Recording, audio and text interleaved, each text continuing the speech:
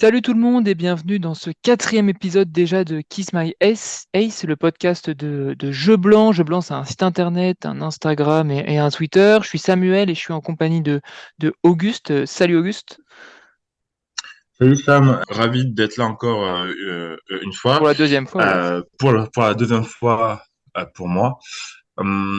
Ouais, la semaine dernière, on avait parlé un peu d'exhibition et en plus, ça a fait un peu un petit rapport avec l'actu, avec une mini polémique qui y a eu avec Alcaraz qui a dit qu'il avait du mal à enchaîner, mais le mec, il joue 6 à 7 tournois d'exhibition, dont une bientôt là contre Nadal à Las Vegas. Donc, maintenant, Ouais. même si c'est pas que ça qui fait qu'en ce moment, il est un peu dans une méforme, bien sûr, c'est vraiment, faut être cohérent.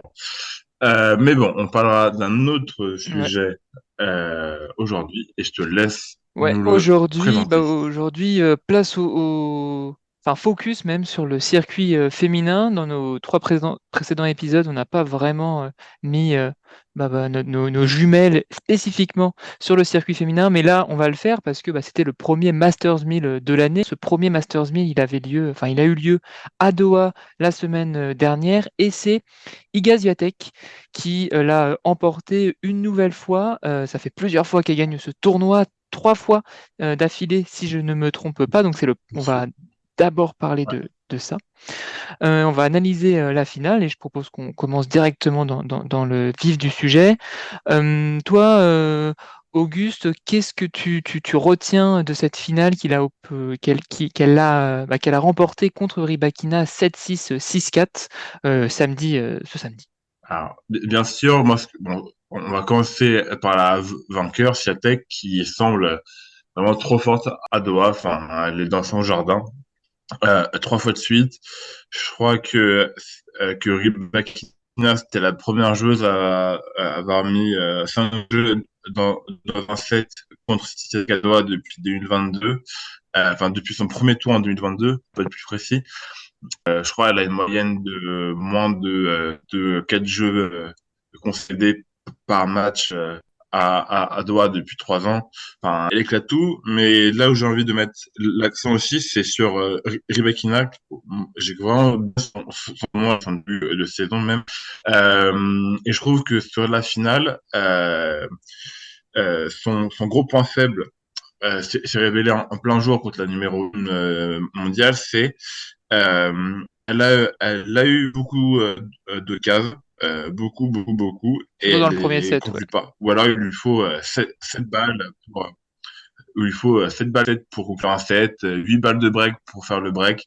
Enfin, elle a là sur le début de la saison, là sur les 6 premières semaines, on va dire, elle a un manque de réalisme, un manque de tranchant sur les points clés. Et ce qui fait que ça lui a joué des tours. Bah, soit on repense à l'Open d'Australie et sa défaite comme Blinkova, où elle perd 22-20 au super tie-break, Dès le deuxième tour en plus, ou donc là, du coup, contre Swiatek en finale. Et donc là, contre Swiatek, parce que sur certains matchs de sa semaine, elle avait eu aussi besoin de 5-6 balles, mais comme c'était contre des adversaires moins forts pour elle, et que les autres avaient aussi une certaine pression, par exemple contre Pavlyuchenkova ou en demi dans le deuxième set, elle conclut à 6-4, mais elle mène 5-1, il me semble, 5-1 ouais, ou dans le 5-2, deuxième, ouais, même, il me 5-2, semble 5-1, ouais. et elle laisse revenir. Et donc là, on a bien vu que contre une joueuse, contre Swiatek, bah, ça passe pas. Et donc bravo Swiatek parce qu'elle a été menée 4-1 double break dans le premier set. Et après, on a l'impression elle a déroulé, que même s'il y avait 4-1 double break dans sa tête quand il y avait 1-1. Et elle a En joué fait, son tennis à ouais, fond. Et elle a renversé Rybakina. on se Vas-y. demande comment Rybakina elle a perdu le Et, premier set, en fait, tellement elle avait l'avantage. Bah, tu le dis, elle mène 4-1, et puis il y a une espèce de temps mort demandé par la joueuse kazakhstanaise. un espèce de temps mort médical. J'ai pas bien compris pourquoi. Elle a dû saigner sur son genou. Elle s'est fait mal toute seule avec la raquette. Et à partir de ce moment-là, elle se fait double breaker direct. Du coup, Swiatek revient à 4-3 et ça la dérègle un peu. Elle fait beaucoup plus de fautes. Elle sert un peu moins bien. Ça remet Swiatek dans le match. Mais quand même, malgré tout ça, Rybakina, et c'est pour appuyer là où tu veux en venir, c'est que Rybakina, elle a quand même le break à 6-5, du coup, elle sert pour le match, enfin, elle sert pour le set, et dans le tie-break, elle est quand même plutôt bien partie, et elle arrive vraiment pas à conclure. À partir de ce moment-là, je pense aussi que physiquement, elle a pêché, parce qu'elle enchaîne pas mal quand même. Rybakina, le premier set a duré 1h30, et dans le deuxième set, elle a pas vu le jour contre Swiatek. Ce que j'ai remarqué dans toute cette semaine pour Rybakina, c'est qu'elle a fait beaucoup de progrès à la volée, même dans le toucher. Enfin, elle va un peu plus que les années précédentes vers l'avant. C'est pas non plus une serveuse volleyeuse. Mais contre Swiatek, alors qu'elle avait le tie-break plutôt en main au début, elle fait beaucoup de fautes au filet. Elle n'arrive pas à conclure précisément ses matchs. Et du coup, elle remet Swiatek dans le droit chemin. Et faut le dire quand même, parce qu'on l'a pas dit depuis le début du podcast. Mais Rybakina, elle avait battu Swiatek 3 fois l'année dernière. Et là, Swiatek, elle réussit enfin à battre Rybakina et je pense que ça peut lui faire beaucoup de bien. Tu voulais ajouter un truc, Auguste? Oui, oui, Rybakina est restée sur 3 victoires et les 3 victoires qu'elle a sur elle, c'est parce que elle agresse bien, elle joue long, elle joue puissant et c'est elle qui domine tous les échanges et c'est ce que déteste Swiatek. C'est son point faible encore. Quand c'est pas elle qui dicte le jeu et le rythme, elle a beaucoup de mal, ça la perturbe et quand elle n'est plus en contrôle, elle commence à faire beaucoup plus de et Rybakina là elle a trop donné, enfin elle a fait de un trop de fautes Mais et en 42 au plus total, 42 fautes dans les directes moments dans tout le clés match. elle jouait plus court, ouais c'est énorme. À 42 tu fais un calcul simple, ça fait 10 jeux, Mm. 10 jeux et demi donnés. Et Bon, Swiatek a donné même 37 s'il y fautes a sûrement directes, des donc il y a eu fautes beaucoup de fautes hein, quand même. provoquées. Mais à 42, bon, même si dans le 37 et dans les 42, tu dois avoir des fautes provoquées, comptées. Mais ce que je veux dire, c'est que bah, c'est beaucoup, surtout pour la numéro 1 et 3 mondiale. C'est énorme. Euh, mais donc, oui, ce que je voulais dire, c'est que Rybakina, normalement, quand elle joue Swiatek, elle a la bonne solution en jouant long, en jouant fort, en jouant puissant, et en la laissant pas respirer. Et là, j'ai j'ai trouvé qu'elle se retenait un peu, mais en tout cas, on voyait que c'était Swiatek qui faisait vraiment l'effort d'aller chercher ses points, ou alors de faire commettre la faute à Rybakina. Mais et puis mentalement, j'ai trouvé Swiatek vraiment trop trop forte. Enfin, dans tous les Mm. moments chauds, que ce soit sur balle de break, de set, de match, ou sur les points clés dans le tie break, parce que le tie-break il va jusqu'à 8. Mm. C'est elle qui trouve la clé. Elle sauve une balle de 7 dans le tie-break, il me Ouais. semble. D'un Euh, revers long de ligne, je crois. Ouais, ouais. et donc vraiment, bravo Swiatek, bravo les gars, numéro 1 mondial. Là, si je compte bien, ça fait que depuis Pékin, elle a perdu en Australie. On va Enfin, dire ça. elle a perdu parce qu'à la United Cup en simple, elle perd pas, elle perd en finale en double mixte, mais bon, Ça elle compte perd pas, pas ça en compte pas. simple.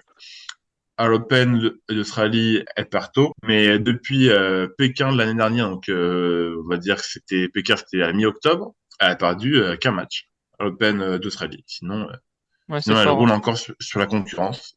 Donc bravo à elle et elle mérite totalement son statut de numéro 1 mondial. Là, elle joue le deuxième WTA 1000 de la saison à Dubaï, à quelques kilomètres de Doha. Et bien sûr, bah, même si elle est le retour de Sabalenka, qui n'a plus joué depuis son sacre à l'Open d'Australie, je pense quand même que vu la confiance, vu le rythme et vu comment elle aime jouer là-bas, Swiatek reste la grande favorite pour le tournoi de Dubaï. Ouais, Swiatek, comme tu dis, mentalement, c'est fort quand même ce qu'elle a fait parce qu'elle entame vraiment mal la rencontre. Elle arrive à saisir la moindre opportunité pour recoller directement au score contre Rybakina. D'ailleurs, enfin, au début du match, elle fait un nombre de. Enfin, je trouve que Rybakina a eu la bonne stratégie, comme tu disais, c'était d'agresser et de pas trop donner d'angle à Swiatek sur son coup droit. Et enfin, Swiatek, elle a fait un nombre de fautes en coup droit au début de match assez conséquent. Après, ça a été un peu mieux pour Swiatek. Mais ouais, ce match, enfin cette victoire contre Rybakina va soulager Swiatek, qui confirme en effet son, son statut de numéro 1 mondial. S'il faut être précis, là, elle a 1400 points d'avance sur Arina Sabalenka, puisque Swiatek, enfin la polonaise, a 10 300 points, Sabalenka a 9 000 points, donc elle reste bien quand même, bien, enfin bien. Elle met un petit matelas devant Swiatek. Maintenant qu'on a du coup souligné les bonnes performances d'Iga Swiatek dans ce début de saison, malgré cette défaite prématurée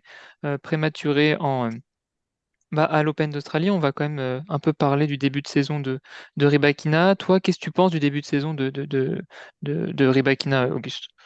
Moi, je suis perturbé parce que d'un côté, si on regarde sur le papier, c'est quand même génial. Elle gagne deux WTA 500. Elle gagne Brisbane, Mm, où elle éclate Sabalenka en finale. Elle gagne à Abu Dhabi la semaine dernière, après une semaine vraiment gérée d'une main de maître, vraiment. mm. Elle fait finale en WTA 1000. Euh, Après, il y a l'Open d'Australie qui fait quand même tâche, qu'elle est Ouais, finaliste sortante et elle perd au deuxième tour contre Blinkova, qui certes est une joueuse solide du top 100 depuis longtemps, mais quand même Rybakina sur le papier c'est quand même large au-dessus. Et surtout perdre en ayant eu autant de balles de match et dans un super tie-break à 22-20 avec toute l'expérience de la pression. Enfin, elle a quand même déjà gagné un grand chelem, elle a déjà fait une finale, elle a gagné plusieurs WTA 1000, donc elle sait évidemment gérer ces moments forts. Et là, la va perdre au deuxième tour, ça fait vraiment tâche sur le CV. Donc, je suis quand même content de ce qu'elle propose, on va dire, si on est pragmatique. Elle a déjà deux titres, une finale en WTA 1000. Il y a quand même beaucoup de jeux sur le circuit qui rêveraient d'avoir ça déjà dans la saison. Donc elle, en février, elle a déjà ça, c'est déjà super.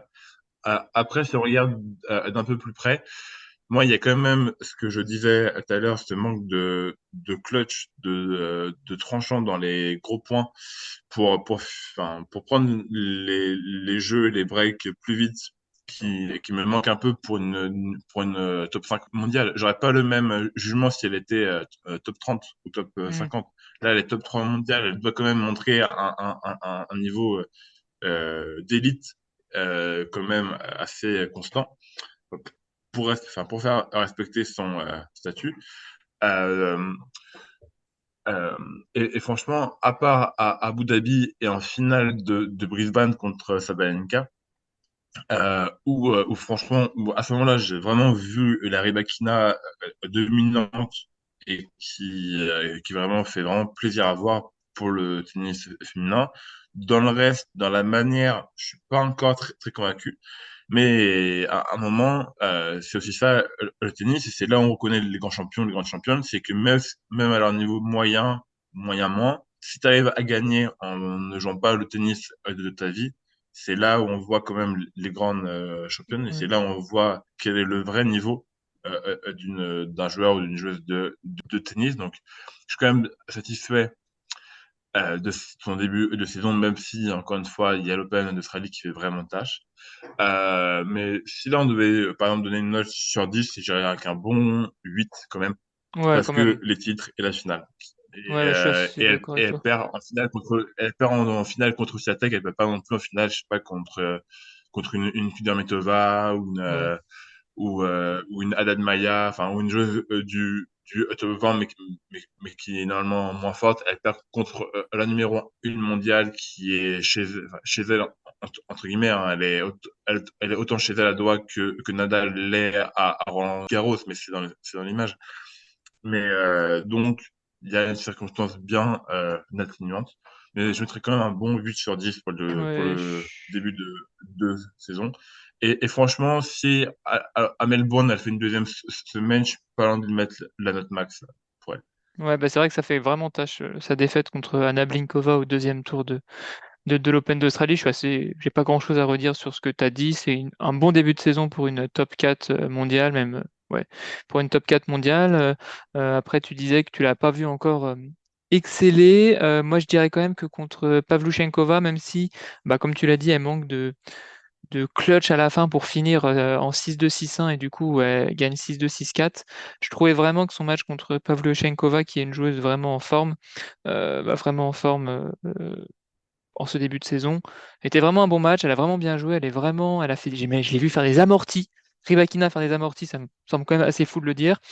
Et puis voilà, après, je rappelle le tableau de Rybakina qui n'est pas non plus hyper difficile, hein. C'est Linzou, Emma Navarro, Leila Fernandez et Anastasia Pavlyuchenkova avant d'arriver en finale.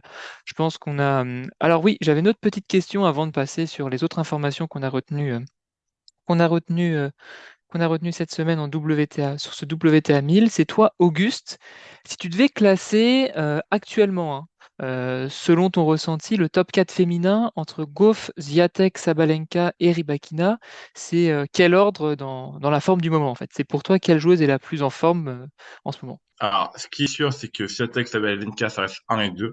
Et Govri Rybakina, ça reste 3 et 4. Ça, je laisse Ok, comme tel. Après, pour les départager, euh, bah, en fait, c'est-à-dire qu'en fait, Sabalenka, si on prend les résultats, du coup, c'est finale à Brisbane, titre à Adélaïde et titre à l'Open d'Australie. quand même, hein. C'est quand même ultra solide.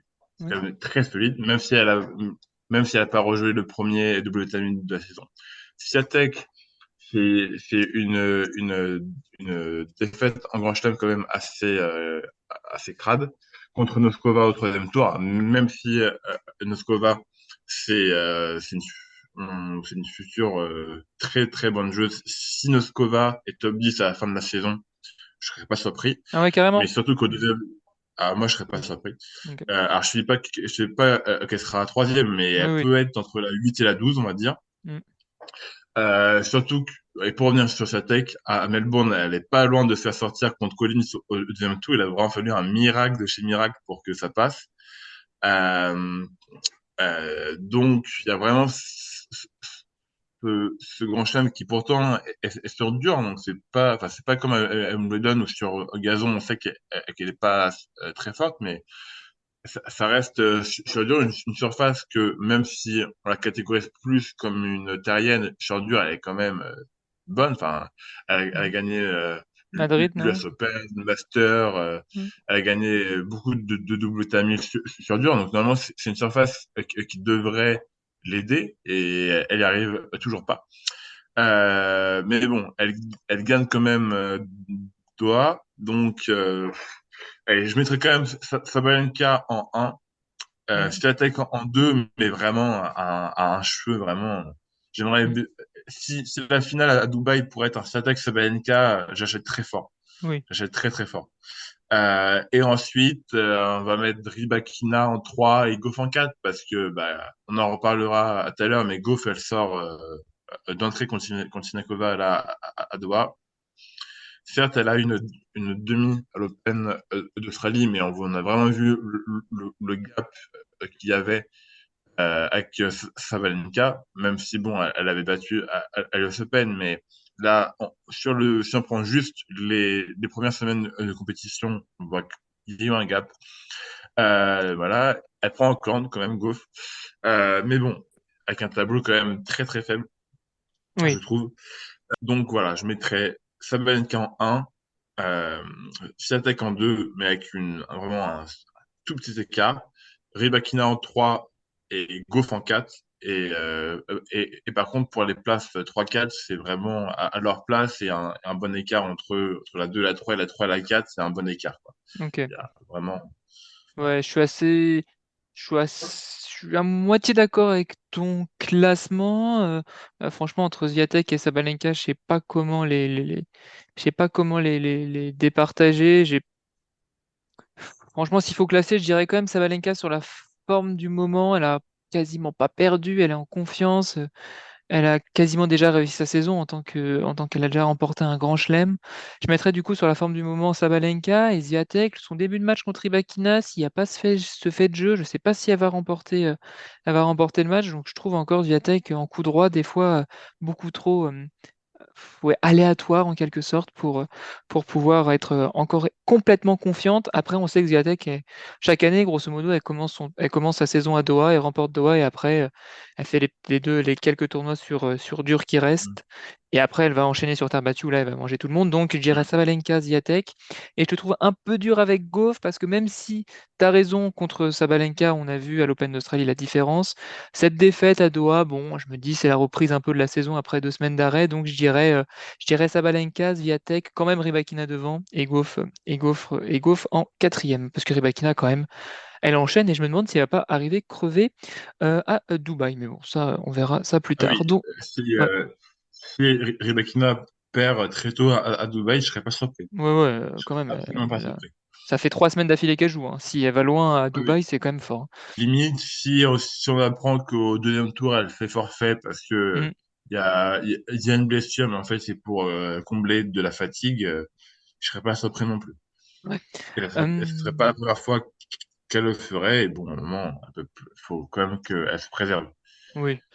Il y a quand même d'autres joueuses qui ont joué ce tournoi à Doha. Moi, je vais commencer par parler de Leila Fernandez, qui est arrivée en quart de finale et qui a, en huitième ou en quart, tiens, j'ai perdu. En quart, attends, oui, en quart de finale contre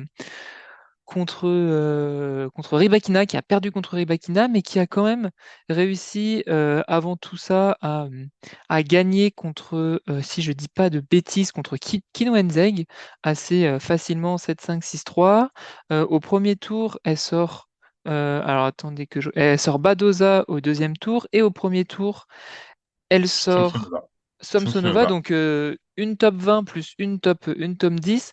En fait, Laila Fernandez, pourquoi je voulais en parler, c'est parce que je trouve, et c'est assez paradoxal, que si elle en fait, elle n'a pas été gâtée par la nature, enfin, dans ses attributs physiques, parce qu'elle a un jeu très offensif.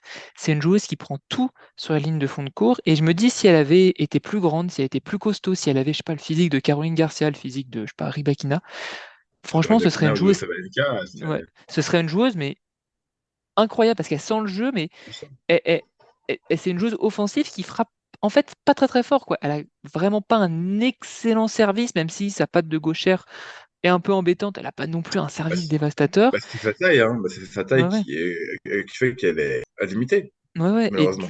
Et du coup, elle réussit un bon tournoi. Du coup, elle se gagne quelques places, 5 si je dis pas de bêtises. Elle passe de la 38e place WTA à la 33e. Et je suis un peu frustré par cette joueuse qui arrive pas à aller à s'installer considérablement dans, je sais pas, dans le top 10, top 15 WTA du fait de son style de jeu qui, je trouve, n'est pas en adéquation avec avec en fait, avec sa morphologie. Et c'est triste, mais après, j'adore l'avoir joué au tennis. Là, on a vu quand même contre Rybakina le déficit de puissance, surtout en coup droit. Oh là, c'était dur Ouais. pour Leila Fernandez. Toi, Ouais. est-ce que tu as un truc à ajouter ou tu es passé à Je autre suis chose? bien d'accord avec toi. Moi, c'est une joueuse que j'apprécie beaucoup, qui, je pense, comme énormément de fans et ou d'observateurs, on a découvert l'US Open de Hmm, 2021 avec son parcours de fou qui se termine en finale contre Raducanu. Mais contrairement à Raducanu, Fernandez elle se blesse quand même bien moins souvent et elle est quand même plus régulière, que ce soit dans les résultats ou même par sa présence, tout hmm. simplement, sur le circuit. Et donc oui, je suis assez d'accord, c'est une joueuse qui a envie d'aller vers l'avant, de frapper fort, mais qui est malheureusement trop petite. Enfin, et en plus, elle est encore très jeune. Elle a encore un visage d'enfant. Enfin, on a Hmm. l'impression de voir une junior chez les grandes, mais en fait non, ça fait déjà 3 ans maintenant qu'on la connaît, enfin, 2 ans et Elle a demi 21 ans, ouais. que ça fait 2 ans et demi, on va dire que le grand public la connaît. Oui, elle est limitée. En même temps, s'il se fait bien, les top joueuses, Rybakina, Sabalenka, c'est des géantes qui frappent très fort. Swiatek, elle a une taille quand même assez grande et elle envoie que des cachous. Tu prends une Kim Wenzen, pareil, elle est grande, elle frappe fort. Ouais, elle est Et, plus euh, grande et, que costaud, Qin Zheng, oui, quand mais même. elle est quand même grande Ouais, et avec son coup droit, elle frappe, ouais, enfin, ouais. la première, elle frappe comme très très fort. Et en fait, si tu n'as pas un toucher de balle à la Jabber ou à la Montrova, c'est compliqué d'exister dans ce top 10. Et le truc, c'est que Fernandez, elle a envie, mais elle est limitée par ses capacités physiques et naturelles. Enfin, elle veut pas prendre 10, 15 centimètres comme ça, c'est pas possible. Et donc, bah, elle doit faire avec. Et c'est vrai qu'elle a plus un jeu un peu à la Schwarzman chez les mecs, qui a un peu normalement, enfin, un physique qui solliciterait un jeu à la Schwarzman où elle devrait un peu courir partout et attendre la faute, mais c'est pas dans sa nature. Mm. Donc c'est vrai que ça crée un contraste assez surprenant, mais je pense que si elle accumule de la confiance et que même si elle gagne pas de tournoi, si elle enchaîne les quarts de finale, si à un moment elle fait une demi dans un grand tournoi ou qu'elle a une grande victoire, je sais pas, si à un moment elle arrive à battre je sais pas, une Rybakina ou je crois que c'était qui dans le top 10, une Gauff ou une Haddad Maya, enfin Ouais. des joueuses grandes, puissantes, qui peut vraiment lui donner de la confiance. Franchement, elle peut craquer dans le top 20 assez facilement. Je pense que elle a l'envie, elle a la niaque et elle a le jeu pour. Enfin, elle a comment dire, elle a l'envie d'aller vers Ouais, elle a un espèce l'avant. de Et, charisme sympa, quoi, sur le court. Elle est joyeuse, c'est un ouais, truc c'est ça. assez. Pour être précis Et sur la taille, juste avant de te laisser. vas-y, Sur la taille, elle fait 1,68. Leila ouais. Fernandez, en comparaison, Gauff, qui est beaucoup plus musclé quand même, je pense qu'elle devrait peut-être un peu s'inspirer de la transformation physique de Cory Gauff, fait 1,75 d'après Google, et une joueuse comme Viatek fait 1,76, donc elle est en dessous les 1m70, et je pense que c'est un peu, c'est rare quand même sur le circuit d'avoir une joueuse en dessous Ouais. Bah, du en mètre fait, 70. Et... Ah, Jabber fait 1,67 quand même, d'après en Google. fait, elle a une taille assez classique pour une femme, mais Mm. pour une athlète de très haut niveau, c'est assez petit. Ouais. Même pour du tennis. Mm. Et, euh, et donc, oui, ça peut la limiter dans la suite de sa carrière, en espérant pas trop non plus qu'un jour elle réussisse à gagner un grand titre. Bon, après, comme tu as dit, elle a que 21 ans, elle a encore toute sa carrière devant elle. À voir ce qu'elle décide, si elle décide de rester comme ça ou si elle veut prendre du muscle. Moi, Après, franchement, mm. j'ai un doute qu'elle prenne vraiment trop de muscle parce que j'ai peur que ensuite elle a une charge, enfin un poids, une charge trop lourde à déplacer avec un si petit corps. Mm. Et donc, j'ai quand même un doute si prendre beaucoup de muscles à la gauche serait une bonne idée. Ouais. Mais, Je suis pas un mais spécialiste de la préparation physique, donc j'en sais rien, mais je me dis peut-être que, je sais pas, ça pourrait être une piste. Qu'est-ce que t'as, du coup, toi, qu'est-ce que t'as comme autre information qui t'a marqué ou qui t'a euh, intéressé pendant ce WTA 1000? bon, moi, je vais un peu casser l'ambiance, mais on va encore parler de notre chère française, Caroline euh, Garcia, qui perd d'entrée contre Ashley Kruger. Caroline Garcia? Euh, oui. Ah Elle perd pas non, contre Osaka, ouais, pardon, d'accord. pardon. J'étais déjà sur Dubaï où elle perd d'entrée contre Kruger. Je Ouais, suis allé un peu trop vite un sur le peu trop vite en programme. besoin, mais on peut mêler les deux, Mais quoi. oui, c'est entre guillemets très bien qu'elle ait perdu parce que ça va aller dans mon sens. Donc elle perd contre une bonne Naomi Osaka à Doha. Elle perd contre Kruger à Dubaï. Effectivement, je vais aller un peu vite. Mais ces défaites au premier tour, franchement, c'est pas. En fait, c'est pas tant sur la défaite que j'ai du mal, parce qu'elle peut perdre. Enfin, toutes les grandes joueuses ont des contre-perfs dans la saison. Là, on l'a vu avec Goff à Doha, avec Alcaraz à Rio. À Rio, Enfin, Rio, pardon, à Buenos Aires, je Buenos suis Aires, ouais, t'as décidément raison. très loin. À Buenos Aires, excusez-moi. Enfin, tous les grands joueurs ont des contre-perfs à un moment donné dans la saison. Perdre n'est pas le souci.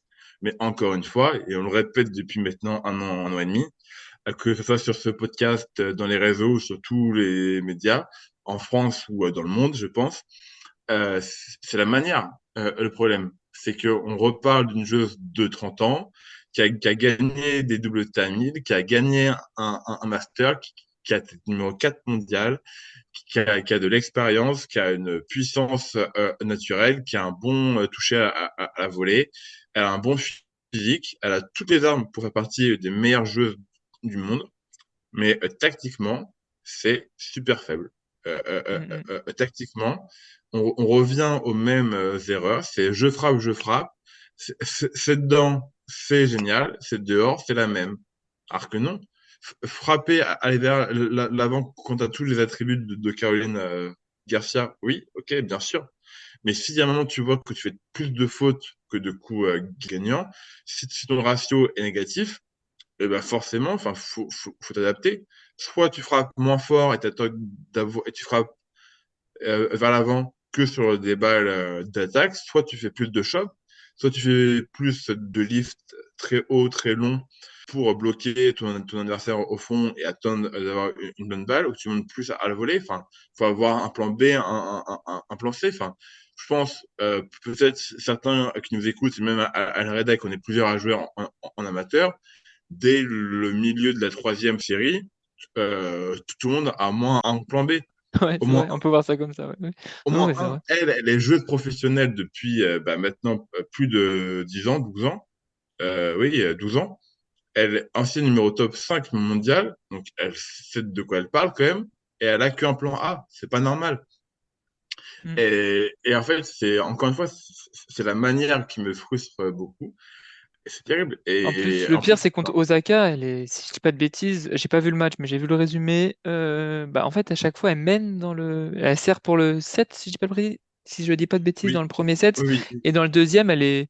Il y a 5-4, quoi, et Osaka la break à la fin. Enfin, c'est pas loin, mais il y a un manque de, d'assurance dans ces points clés, comme tu le dis, où il y a, dans ces moments très très importants, il y a un manque d'assurance, il y a un manque, je pense, aussi de confiance mentale qui fait que, comme elle est incapable d'avoir, de faire des balles qui sont sécurisées, bah, ça craque en fait. Dans le premier set, elle mène 5-3. Elle se procure aucune balle de 7 Mm. et elle perd 7-5. Et dans le deuxième set, elle perd 6-4. Elle se fait 6-4, mais breaker. elle s'est breakée à 5-4. Ouais. Oui, enfin, elle se fait breaker sur le dernier jeu. Mm. Mais le premier set, il doit être pour elle. Elle le prend pas. Et le deuxième set, à la première balle de match, parce que à 5-4, il y a 30-40. Mais bon, c'est pas la première fois de sa vie qu'elle est menée, enfin qu'elle se retrouve dans cette situation. Et donc voilà, enfin, c'est encore une Ouais. déception. Et donc là, contre Kruger, elle perd à Dubaï. Encore une défaite. En Ah, contre plus Kruger, là, elle fait mal, hein. Moi, je savais même pas qu'elle avait perdu, tu vois. J'étais en train de préparer le podcast, mais je viens de oui. me l'apprendre, Mais bon, c'est pas glorieux, hein.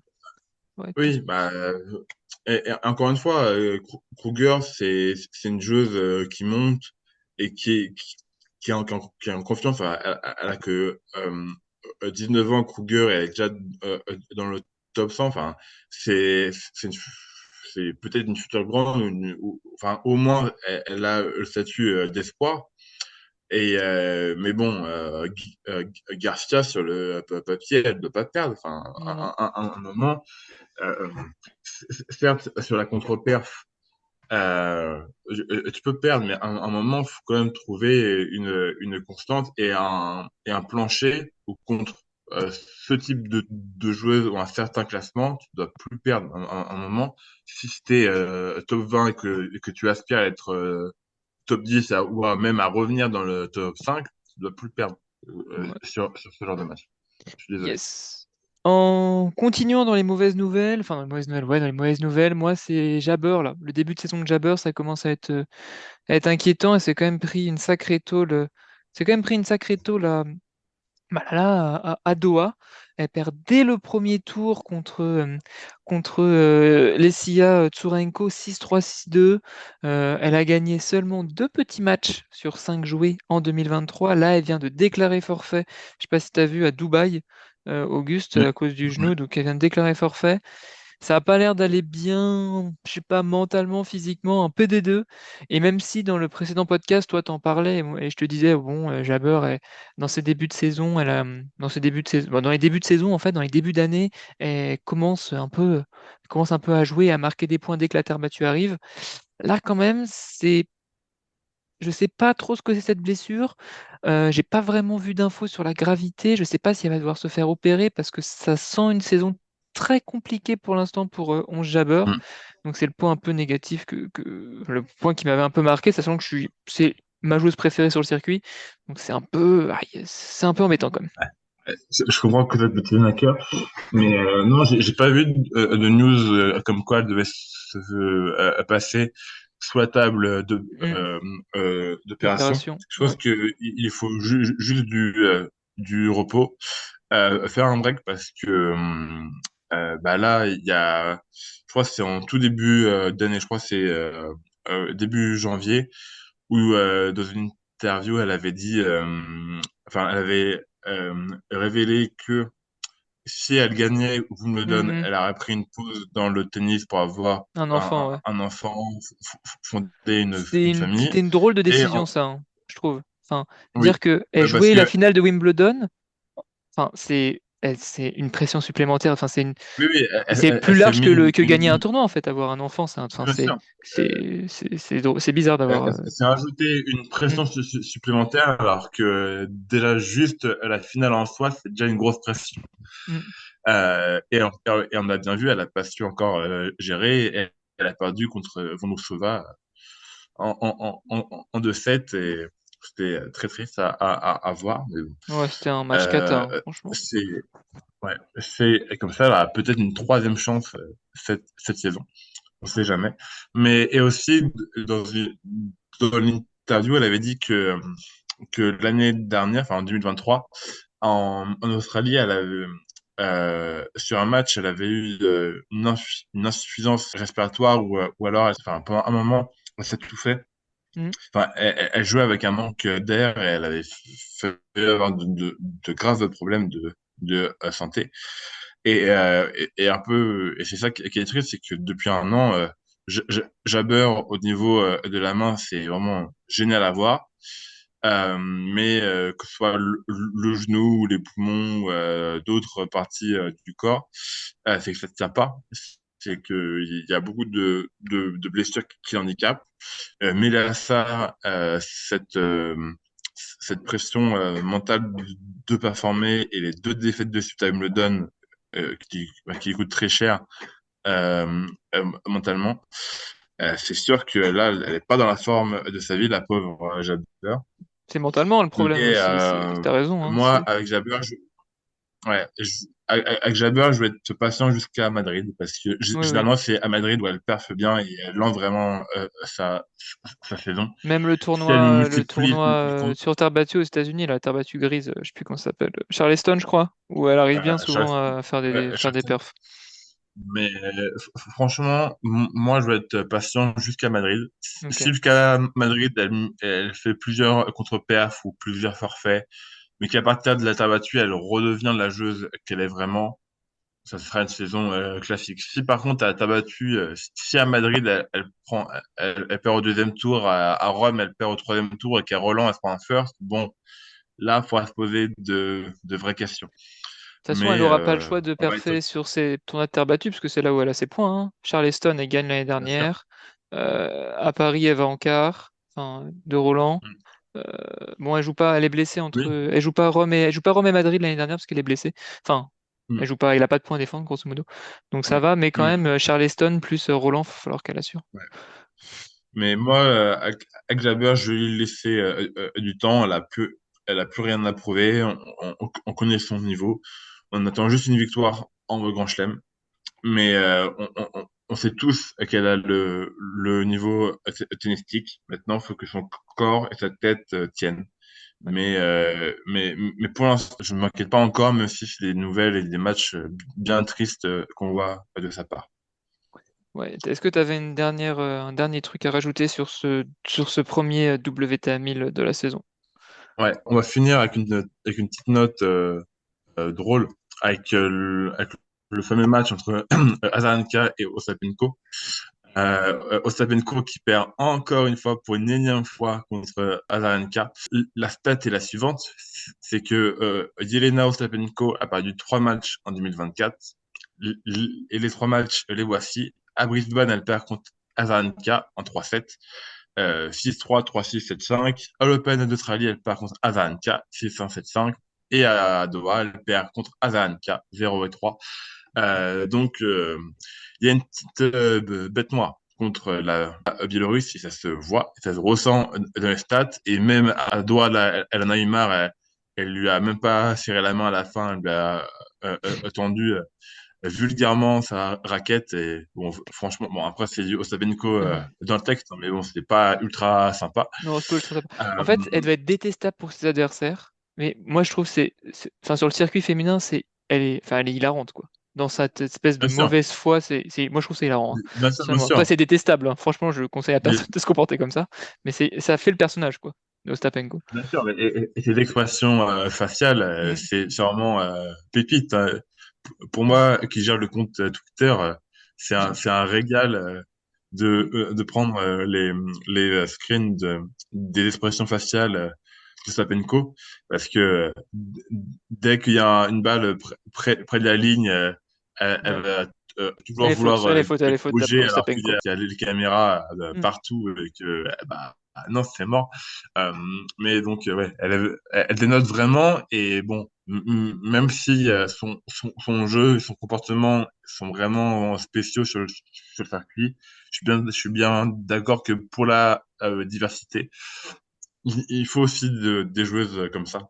Et puis elle fait un sacré début de saison, hein, quand même. Faut pas enlever tout. Elle fait un Bien début de saison sûr. de fou, hein. Imaginons que Azarenka n'existe pas. Franchement, Ah bah, c'est alors, très tu solide gagnes. hein, ce qu'elle fait, hein. C'est très solide. Bien sûr, bien sûr. Doha, donc, elle perd contre Azarenka en huitième, mais elle met quand même une tôle à Kalinina avant. Mm. À Linz, elle gagne. En Australie, du coup, elle Bah, perd au troisième tour contre Azarenka, mais elle bat Birel et Tomljanovic, pour deux Ostapenko, c'est pas Australiennes. gagné cette régularité en fait. Surtout ça, c'est que ça. C'est ça. C'est que de un, les adversaires sont au minimum moyens, voire bons, très bons. Et en plus, ces dernières saisons, Ostapenko, elle nous habituait plutôt à perdre beaucoup et de temps en temps, sur un ou deux tournois, faire des coups d'éclat parce que ça rentre et que quand le jeu, enfin les frappes de Ostapenko rentrent, et ben elle joue dans le top 5. Mais c'est un peu comme Garcia, quand ça rentre pas, et bah Mm. c'est nul. Euh, et à, pardon, à Adelaide, elle gagne un tournoi, et à Brisbane, elle perd en quart contre Azarenka, mais elle bat Mm. quand même Georgie Episkova, qui n'est pas non plus Pliskova, n'importe bon qui début sur de saison d'ailleurs. On sur le aurait pu en circuit. parler, mais Et, bon début de saison. mais bien sûr, Pliskova, là, ce qu'elle a fait entre gagner Cluj en Roumanie, Mm. prendre l'avion et juste dormir très peu et tout de suite faire le tournoi à Doha qu'elle a fait, quand même, Solide. chapeau, madame. Surtout qu'on la charrie beaucoup parce que normalement elle est branchée sur 2 volts ou 2 ampères. Là, elle a quand même montré une solidité dans, dans ces derniers matchs quand même très très fort. Et je pense qu'elle a fait forfait contre cet expert parce qu'elle devait être crevée et Puis cassée elle sait qu'elle allait pas. Enfin, je partout. pense pas qu'elle allait Et gagner que, quoi. et que si elle jouait, elle allait se prendre 2 bulles. Donc, Mm. je pense qu'elle n'avait pas envie de subir ça et de quand même rester sur une dynamique positive et de pas vivre Ouais. Après un une gros tôle combat intensive. contre Osaka en plus en quart. D'ailleurs, Bien sûr, bien sûr. Pliskova, ça peut être aussi un peu la. Pliskova, ça peut être la Azarenka de Osaka, si vous voyez ce que je veux dire, dans le sens où ça fait 2 fois que Osaka, pour son retour, elle perd contre, enfin cette année, elle perd contre Pliskova dans des matchs plutôt serrés d'ailleurs. Donc, voilà. Du coup, Ostapenko 9e mondial aujourd'hui, enfin ouais, aujourd'hui, cette semaine. On va donc passer sur une petite info qui nous a marqué cette semaine, mais là, cette fois, on va sortir de Doha, on va sortir du Moyen-Orient pour parler un peu du circuit masculin. Pour finir, je vais commencer. Qu'est-ce qui m'a marqué cette semaine? Bon, j'ai deux news. Allez, je la prends. C'est Stefano Tsitsipas qui sort du top 10 mondial. Pour moi, c'est une info. Honnêtement, c'est assez fou comme information. Je, Bien sûr, bien sûr. enfin, je sais pas si on se rend compte, Stefano Tsitsipas, quoi. C'est un gars qui, il y a 5 ans, tout le monde pensait qu'il allait avec Medvedev, même si Medvedev a réussi, et Zverev, qui n'a lui pas réussi, dominer le circuit mondial. Bien Et sûr. Et il a gagné un grand ça veut chelem. dire, il est maintenant, enfin, Medvedev, pardon, Tsitsipas est derrière des joueurs comme Fritz, Deminor, Urkac, Zverev. J'espère que ce n'est qu'une passade, mais enfin, pour moi, c'est inconcevable. Ce gars a un talent Mais de dingue, a un coup droit de dingue, a un jeu offensif de dingue, et qui n'arrive pas à, à- à retrouver cette exigence, en fait, ce niveau qu'il avait, ce niveau offensif, ça, moi, ça me fait un peu mal au cœur, en vrai. On s'en fout que ça me fasse bien mal au sûr. cœur, mais c'est un peu dur, quoi. Et tu as cité deux, trois petits joueurs juste en se basant sur le classement. Mais Mm, si on se base sur le jeu, si demain tu me dis il y a un set qui passe contre un Dimitrov, mm, mm. je ne passe, je donne pas Steph vainqueur. Contre Même Paul, Anthony hein. Ouais. Paul, je donne pas vainqueur.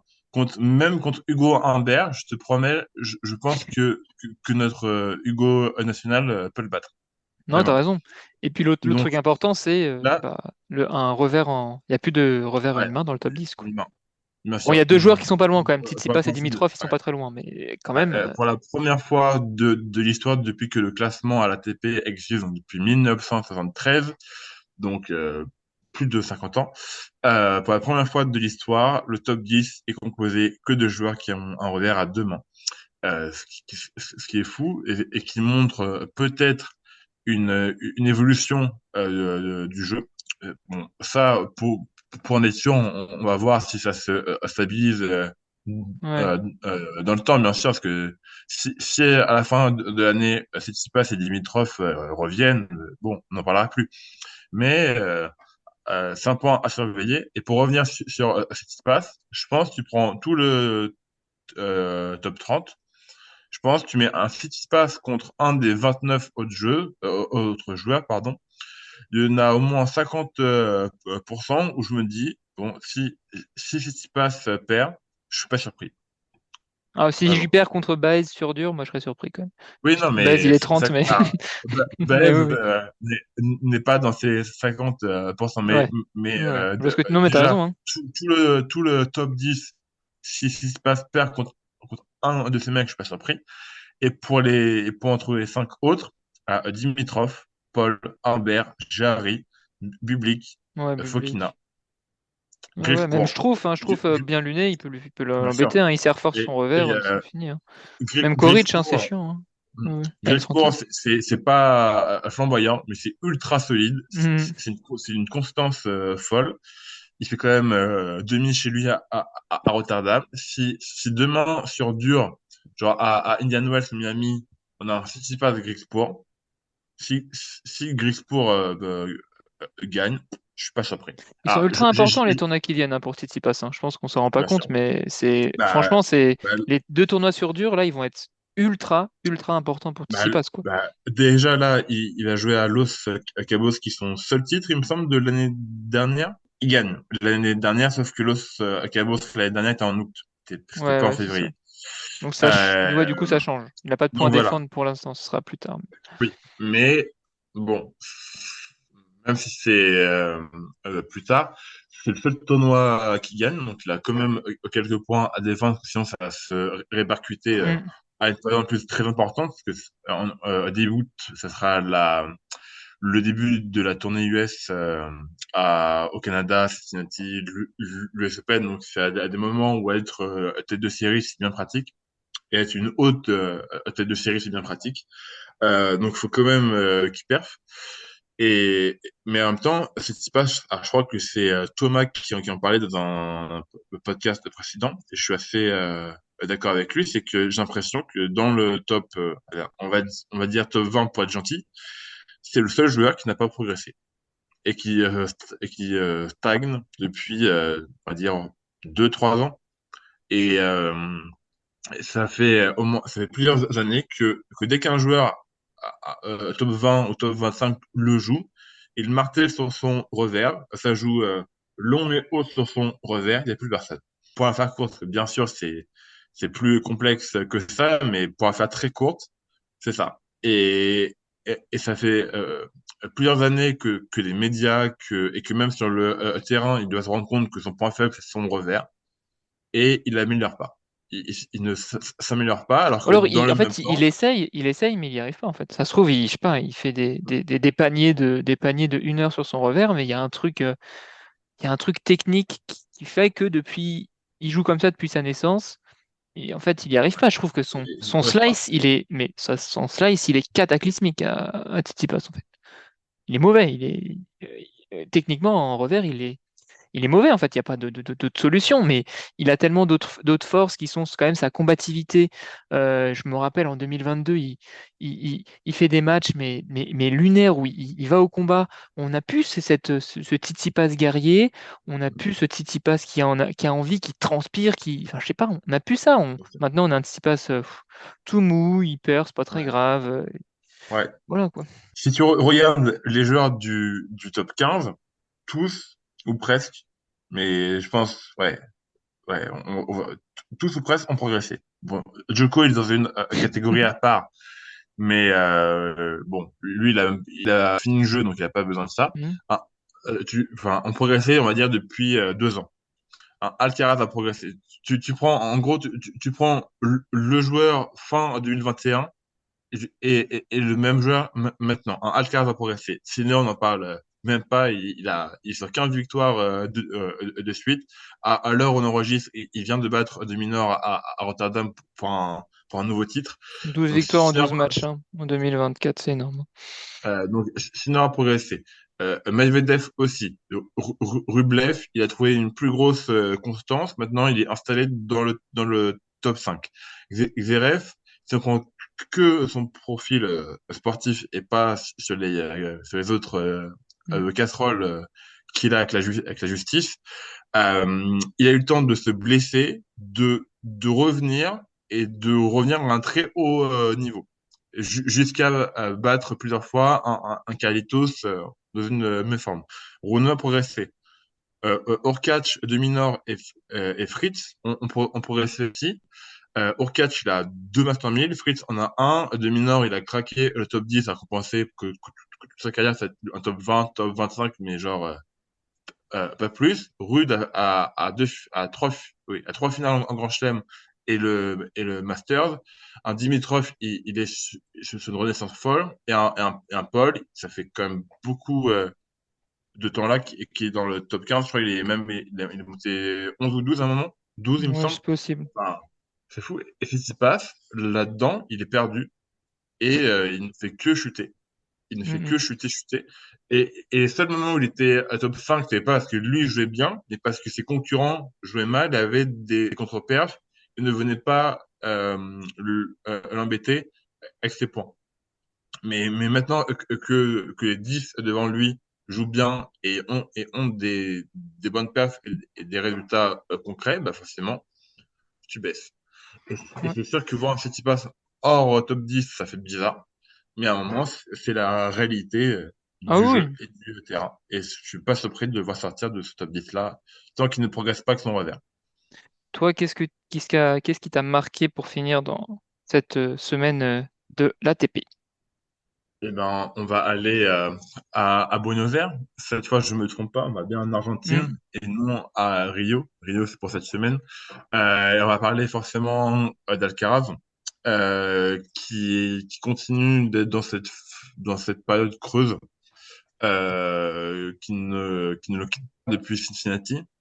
Donc, Alcaraz, on reste sur un génie, sur un prodige de nos sports, sûrement le porte-parole Étendard de la ou, nouvelle génération, ou quoi. l'étendard pour les 10, 15 prochaines années à venir.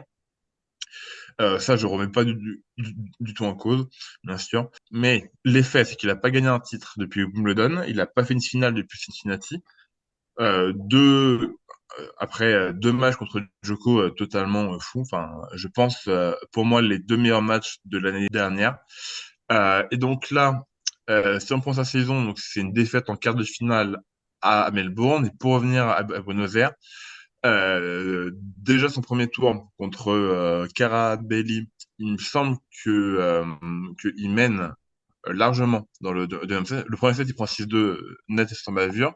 Et si je me trompe pas, parce que j'avoue que ce match-là, je l'ai suivi de loin, mais si je me trompe pas, il me semble que sur ce match-là, il mène 5-1 dans le deuxième set. Honnêtement, je sais pas, j'ai pas regardé le match, donc je pourrais pas t'aider là. Attends, je vais trouver l'info très très vite, mais il me semble qu'il mène 5-1. Deuxième set, non, il mène 5-2. Excusez-moi, il mène Hmm. 5-2, non 5-1, mais bon, ça ne change pas. Donc 5-2, il a une balle de match à 5-3, une balle de match à 5-4, ce qu'il ne fait pas. Et bon, même s'il gagne 7-5 à la fin, il se fait peur contre un joueur quand même qui est 134e mondial et qu'Alcaraz doit battre 2 et 2 tous les jours. Sur Terre en Sur plus. Donc, après, c'était son retour, mais bon, sur quand même. Terre, dans un tournoi qu'il a gagné l'année dernière, il doit le battre. Bon, il gagne, mais petite alerte. Contre Vavatori, il gère bien le tie-break, il déroule après. Et la défaite contre Jarry, alors, elle fait un peu de tâche que même si Jarry s'est installé dans le top 20 depuis son retour, un Carlito, c'est quand même nettement plus fort, surtout sur terre. Même si Jarry est un très très bon terrien, je remets pas en cause ça, mais Alcaraz, excusez-moi, mais ça reste un niveau au-dessus. Et cette défaite, elle fait très mal parce que bon, normalement, il avait le tableau pour conserver son titre, mais malheureusement, il le fait pas. Là où je veux revenir, c'est que surtout sur les réseaux, même si ça s'enflamme très vite, on voit beaucoup de messages, que ce soit sur des comptes de fans classiques ou d'observateurs un peu plus spécialistes et aguerris, Ouais. que il est fini ou que il est dans une méforme ou que Sinner est bien meilleur que lui ou Je vois où qu'Alcaraz tu veux en venir, mais a du retard. ouais. Non, non. Le mec, il a 20 ans. Il a 20 ans. Il a 2 grands chelems. Il a, si je me trompe pas, 6 Master 1000, 5 sûrs, peut-être 6. 5 ou Puis c'est le 6 premier à battre au Joko Master aussi 1000. régulièrement, quoi, dans toute cette. C'est ça. Il a battu plein de fois Djoko, numéro 1 mondial, plus jeune numéro 1 Hmm. mondial de l'histoire de Hmm. notre sport. Donc non, ce type n'a pas un retard, il est juste dans une période creuse. Oui. Ça arrive. Djoko l'a eu, Nadal l'a eu, Roger l'a eu, tout le monde l'a eu. C'est, on prend Djoko en 2017-2018, c'est Kata. Nadal vers les 2016-2017, il y a avec ses blessures, c'est Kata aussi. Même plus récemment, tu Roger, prends Medvedev, hein, Medvedev, je sais pas, je sais voilà. plus quand c'est Qatar. Ouais. Medvedev en 2022, c'est Kata après Melbourne.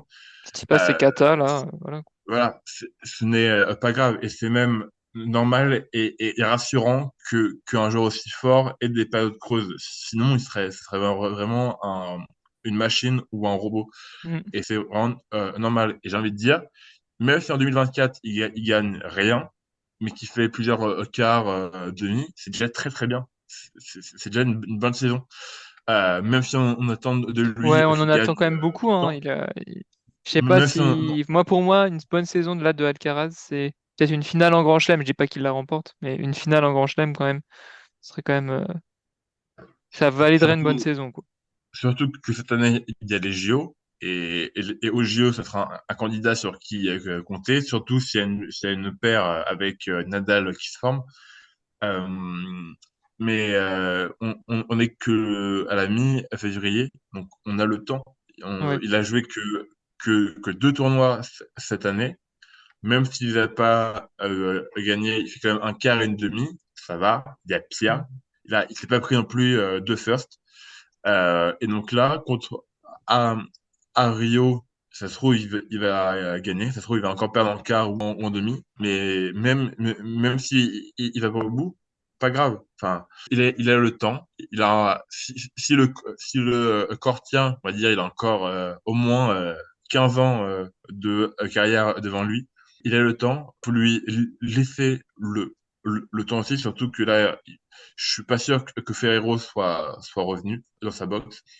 Donc, enfin, juste certes, ce début de saison, il ne gagne rien. Tennistiquement, c'est pas dans les folies, dans les hauteurs qu'il nous a montré à la mi-2023, Ouais, mais ça reste un super joueur et à ne pas dire qu'il est terminé parce qu'il a perdu 2 matchs, ouais. s'il vous plaît. Soyons sérieux 2 minutes. Ok. Eh bien, sur ce, on va terminer le podcast. On a, je pense, le plus long podcast qu'on a fait depuis le début. On a bien parlé, on a évoqué quand même tous les sujets, enfin beaucoup de sujets en long, en large et en travers. Donc, on vous dit à la semaine prochaine pour le 5e épisode de Kiss My Ace. Et n'hésitez pas, si vous avez aimé, à mettre des likes, des commentaires sur toutes les plateformes de streaming. Et puis à la semaine prochaine. Et on fait un gros bisou à Benoît Mélin aussi. Allez, salut!